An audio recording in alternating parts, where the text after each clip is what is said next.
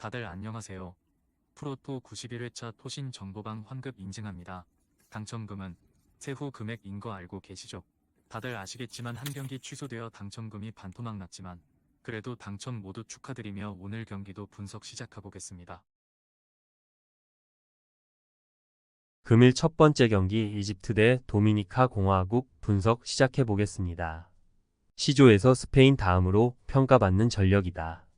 아델 LW과 와일드 카드 사에드 FW 자말랭을 중심으로 주도적인 경기를 펼칠 것으로 보인다. 이들의 개인 능력은 도미니카 공화국의 엉성한 수비를 요리할 수 있을 것이다. 또 다른 와일드 카드 엘 네니디엠의 경기 감각이 우려스러운 상황이지만 도미니카 공화국을 상대로는 확실히 압도적인 모습이 예상된다. C조에서 최하위 전력으로 평가받는 전력이다. 아직 한 경기에서만 호흡을 맞춘 우르바에즈 DC와 와일드 카드 대 루카스 DC는 지난 프랑스와 평가 전 7-0패에서 무려 7실점을 허용했다. 공격 전개 역시 와일드 카드 피르포디엘 리즈 유나이티드와 아즈코나 LW를 통해 왼쪽 측면에서 한정적인 역습만을 보여줄 것으로 보인다. 이집트가 주도적인 경기를 펼칠 수 있을 것이다. 다만 이들 역시 첫 번째 라운드인 만큼 밸런스를 추구하며 도미니카 공화국의 역습을 경계할 것이다. 그럼에도 공격 라인의 확실한 개인 능력으로 어떻게든 승리를 얻어낼 것으로 보인다. 금일 두 번째 경기 기니 대 뉴질랜드 분석 시작해 보겠습니다. 어조에서 3위로 평가받는 전력이다. 모리바CM 헤타페와 와일드 카드 투레디엠 르 아브르, 케이타 CM 베르더 브레멘의 중원 조합을 기반으로 주도적인 경기가 예상된다.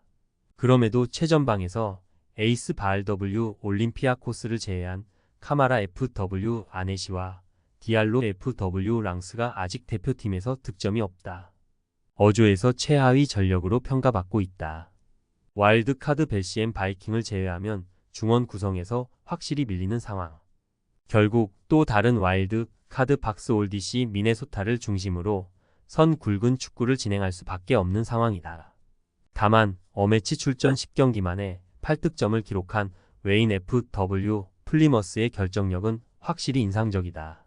그럼에도 와일드 카드 싱의 AMC 한자 로스토크와 한정적인 역습만으로는 기니의 수비 라인을 공략하기 어려울 것이다. 당연하게도 기니가 주도적인 경기를 펼치는 그림이 그려진다. 그럼에도 이들의 최전방 영향력은 뉴질랜드의 밀집 수비를 공략할 수 있는 확실한 능력이 부족해 보인다. 결국 뉴질랜드의 밀집 수비에 고전하며 지루한 경기를 펼치게 될 것이다. 금일 세 번째 경기 일본 대 파라과이 분석 시작해 보겠습니다. D조에서 가장 강력한 전력으로 평가받고 있다. 이번 대회에서 와일드 카드를 차출하지 않을 정도로 탄탄한 조직력을 앞세우고 있다.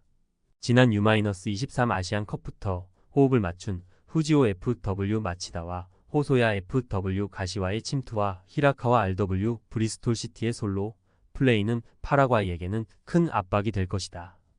우승 후보 프랑스의 공격 전개를 상대로도 히로키 DC 가시와와 세이지 DC 사간 도스의 수비 조직력은 상당히 인상적이었다. 파라과이의 역습에도 나름 기민한 대처가 예상된다. D조에서 일본 다음으로 강력한 전력으로 평가받고 있다. 와일드 카드로 베테랑 페르난데스 GK 보타포그와 발부에나 DC 디나모 모스크바를 발탁했음에도 지난 4차례의 평가전에서 1무 3패라는 부진한 성적을 기록 중이다. NC소 AMC 브라이튼과 고메즈 AMC 인터 마이애미를 중심으로 최전방 장신 스트라이커 파자주크 FW 올림피아에게 기회를 제공할 수 있을 것으로 보이지만 수비 조직력이 문제인 전력이다. 일본이 경기 주도권을 확보하는 것에는 의심의 여지가 없다. 다만 파라과이의 역습 전개 역시 일본의 조직력을 공략하기엔 충분한 상황. 그럼에도 일본은 탄탄한 조직력을 바탕으로 파라과이와 화력 대결에서 승리할 것으로 보인다. 금일 네 번째 경기 이라크 대 우크라이나 분석 시작해 보겠습니다.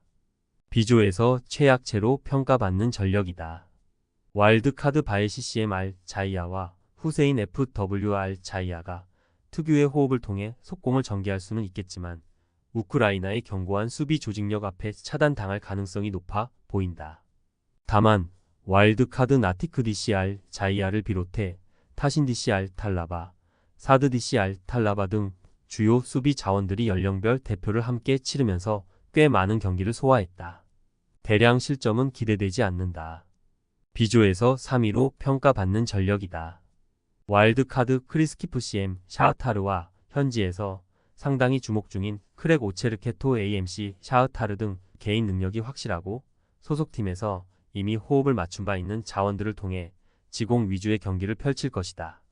와일드카드 타로브 FDC LASK와 함께 수비를 구성하는 마르티니우크 DC 올렉산드리아의 수비 조직력이 나쁘지는 않다.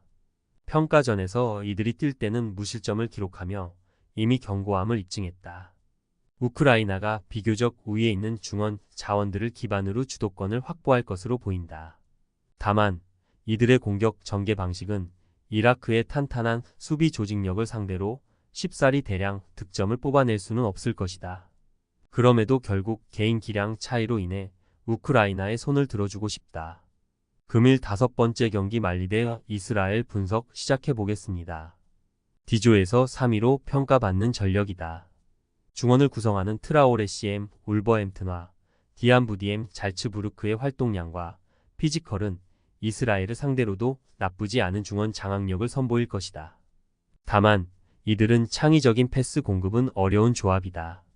말레 FW 로스앤젤레스에게 지속적인 속공 기회를 제공해 주기는 어려울 것이다.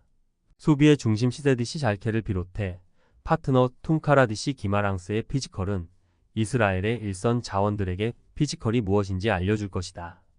D조에서 가장 최약체로 평가받는 전력이다. 간델만 CM 헨트의 경기 조율 능력은 나쁘지 않으나 이를 제외하면 아주라이디엠 마카피 하이파와 프레다디엠 하포엘 등 투박한 자원들이 대부분이다. 말리의 수비 라인 피지컬을 상대로 완벽히 밀리는 단신 아바다 RW 샬럿, 마드몬 FW 텔 아비브 역시 좋은 활약을 기대하기 어렵다. 와일드카드 페레치치케이 바이에른 미넨가 부상으로 인해 출전이 어려운 상황이다. 골문을 지키게 된 엘리아 시즈케이 세바를 비롯해 센터백 조합 골드버그 DC 마카비 하이파와 램킨 DC 샤흐타르 역시 호흡을 맞춘 적이 없기에 인상적인 수비는 기대되지 않는다. 두 팀은 치열한 주도권 경쟁을 펼치며 치열한 공방전을 펼칠 것이다. 다만 경기 흐름과 별개로 두 팀의 공격 전개에서는 대량 득점이 나오기 어려운 상황이다. 결국 90분 내내 아무것도 보여주지 못하고 지루한 저득점 양상의 경기가 예상된다. 금일 6번째 경기 프랑스 대 미국 분석 시작해보겠습니다. 어조에서 가장 강한 전력으로 평가받는다. 체르키 LW 리옹, 와일드카드 라카제트 FW 리옹, 올리세 RW, 바이에른 미넨이 구성하는 3톱은 호흡 및 솔로 플레이에 능하기 때문에 미국을 상대로 충분히 위협적인 모습을 보여줄 것이다. 루케바디시 라이프치히와 와일드카드 바데디시 세비야가 구성하는 센터백 라인 역시 훌륭한 빌드업과 빠른 발을 자랑하는 자원들이다. 미국의 속공에 기민하게 대처할 수 있을 것이다. 어조에서 프랑스 다음 가는 전력으로 평가받고 있다. 와일드카드 2장을 짐머만 DC 네주빌과 로빈슨 DC 신시내티에게 활용하면서 선수비 후 역습 축구를 보여줄 것으로 보인다. 이들의 역습을 주도하는 것은 와일드카드 미하일로비치 AMC 콜로라도와 크레마스키 AMC 인터 마이애미가 될 것이다. 다만 장신 스트라이커 맥과이어 FW 올랜도 시티의 제공권을 노리는 단순한 공격 전개가 예상된다.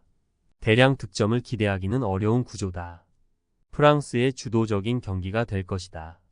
다만 미국의 중앙 수비 라인은 나름 견고한 상황이다. 프랑스의 공격 라인이라도 쉽사리 대량 득점을 생성하기는 어려울 것이다. 그럼에도 미국의 역습을 침착하게 막아내며 결국 선수 기량으로 찍어 누를 것으로 보인다. 토신 최종 조합은 영상 아래 고정 댓글로 말 걸어주시면 토신 정보방에서 무료로 공유해드립니다. 제발 손해보면서 토토하지 말고 다같이 웃으면서 즐겁게 베팅합시다. 함께 하실 분들은 부담 갖지 마시고 편하게 말 걸어주세요.